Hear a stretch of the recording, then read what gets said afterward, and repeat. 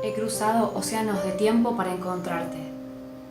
Soy Romy Gorián de VHS Nurse y hoy te recomiendo Drácula de Francis Ford Coppola.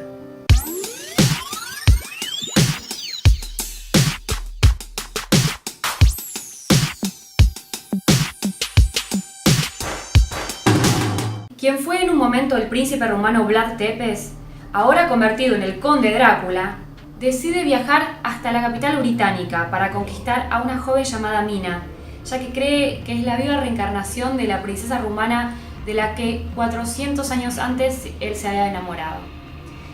Esta es una de mis películas preferidas de todos los tiempos. La vi cuando era adolescente y la amé. Fue un gran éxito de taquilla. Si todavía no la viste, tenés que verla. Es una de las películas más memorables de la década de los 90.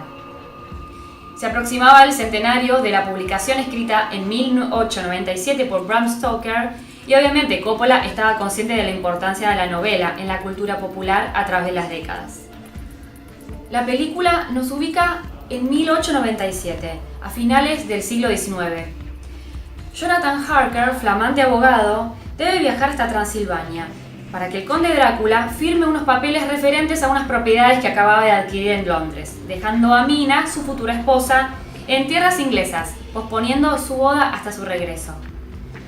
El conde en realidad es el mítico príncipe rumano Vlad Tepes, caballero guerrero de la Orden del Dragón, entre 1456 y 1462, que mientras se fue a la guerra, el ejército turco le envió a su amada princesa Elisabetta la falsa noticia de su muerte en batalla. Esto la llevó al suicidio y Vlad se rebeló completamente contra Dios. Volviendo a 1987, nos encontramos con la novia de Harker, Mina Murray, que es la nueva reencarnación de la princesa rumana, pero 400 años después. Por esa razón, Drácula decide viajar hasta la capital británica para conquistarla. Mina, luego de conocerlo, accede a tener un romance con este misterioso príncipe que la deja obnubilada por ese fuerte sentimiento de deseo y amor. Jonathan, el profesor Van Helsing y amigos de la familia unirán sus fuerzas para rescatar a Mina de los planes del conde Drácula. El director Francis Ford Coppola nos ofrece una introducción impresionante que se diferencia de la novela original. Él agrega algo más. Nos muestran al fin el origen del vampiro antes de ser monstruo, con características más de drama romántico que de una película de terror. La película consigue mezclar a la perfección la dosis adecuada de terror, erotismo y romanticismo.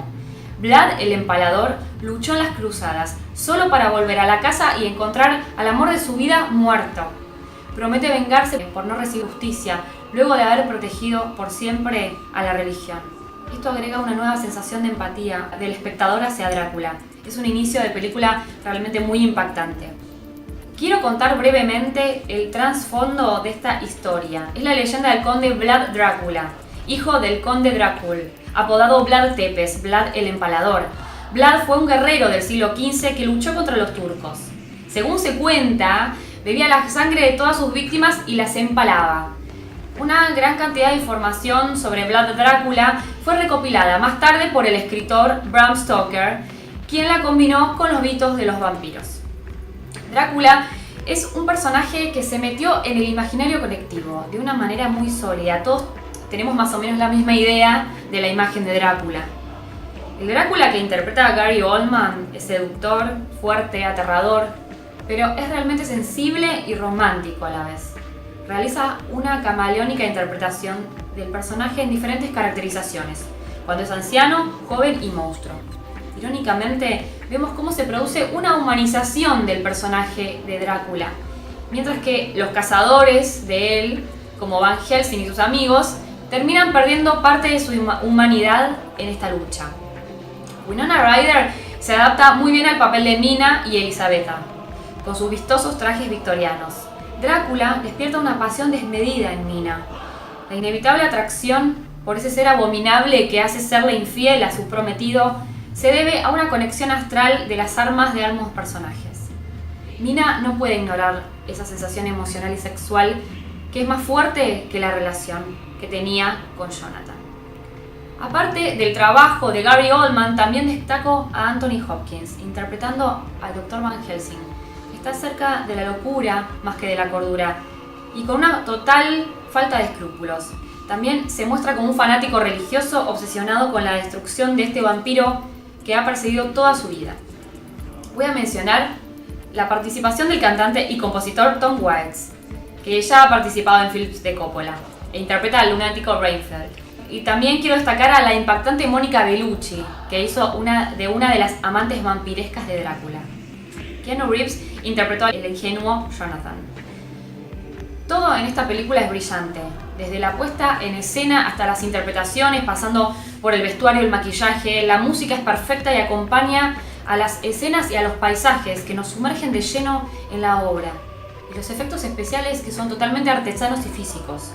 Drácula, de 1992, brilla por sus cualidades estéticas y visuales, que le hicieron quedarse con 3 Oscars al mejor diseño de vestuario, maquillaje y edición de sonido, y nominada a mejor diseño de producción.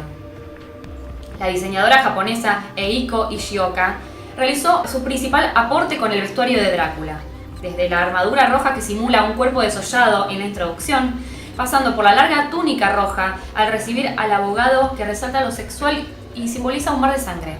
Luego el elegante atuendo del caballero británico de la época victoriana y una túnica dorada inspirada en la obra del pintor Gustav Klimt cuando se enfrenta a Van Helsing y sus amigos. En este mundo onírico donde se combina la literatura, el cine y el teatro, por momentos se torna inquietante y a veces impactante. Vemos un erotismo desenfrenado, haciendo del amor y la lujuria la fuerza impulsora de esta historia. Esta película de terror es romántica, inquietante, sensual y cautivadora. Drácula es una película romántica porque muestra lo lejos que podemos llegar para encontrar a la persona que uno ama. Si su tiempo de vida lo permitiese, ¿esperarían 400 años por la vuelta del amor de su vida? Nos vemos en el próximo video.